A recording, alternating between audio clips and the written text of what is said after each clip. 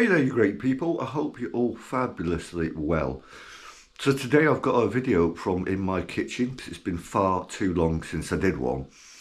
And today I'm going to be making an incredibly popular and quite famous condiment, so sauce, which most of you I'm sure would have heard.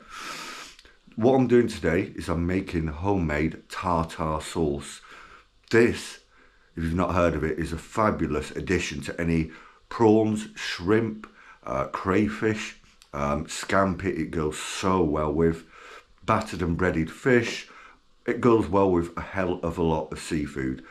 What I'm going to do, I'm going to show you what I have behind me. I have actually pre-weighed some of the ingredients, but I'll show you that in a minute. Let me just show you what you need in terms of ingredients to make this wonderful sauce first. So what you are going to need is some mayonnaise, some Worcester or Worcestershire sauce, some pickled gherkins, or pickles as you call them in America, some green capers, either lemon juice or a fresh lemon, some English mustard, and some black pepper and salt. Doesn't matter if it's pink salt, it makes no difference. You could use table salt, use whatever you want, but that's what I have. Also a bowl, and you'll need a spoon to mix it all up. Like I said, I pre-weighed with my little digital scales some of the ingredients already, and I'll show you those now. So as I was just saying, I pre-prepared and pre-weighed some of the ingredients. In here we've got 100 grams of mayonnaise. Then we've got one of those pickles or gherkins, chopped it very finely. A tablespoon of the green capers, chopped very finely. And then in this we've got juice of half a lemon, a teaspoon of Worcester sauce, half a teaspoon of English mustard, and some salt and some pepper. What we're doing now, we're going to literally take all these into the bowl and give it a damn good stirring through.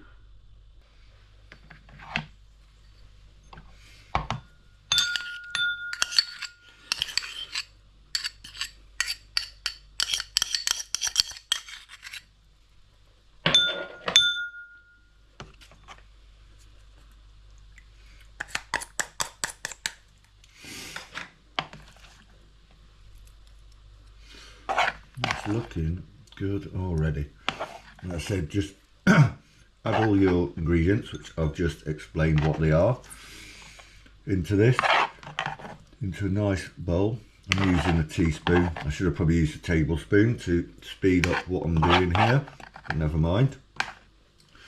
And give that a really good stirring.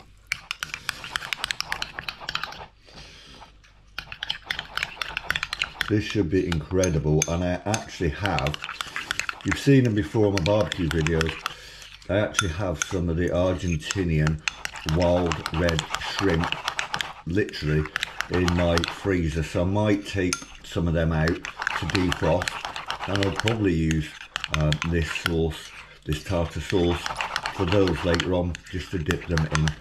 You've seen them before, the large wild ones. They're already deveined and everything else. I think this will go incredibly well. What do you think about that anyway? And I've got it all up the sides of the bowls, but let's have another look. A bit closer. What do you think about that? I'm going to try a little bit now, see what it's like.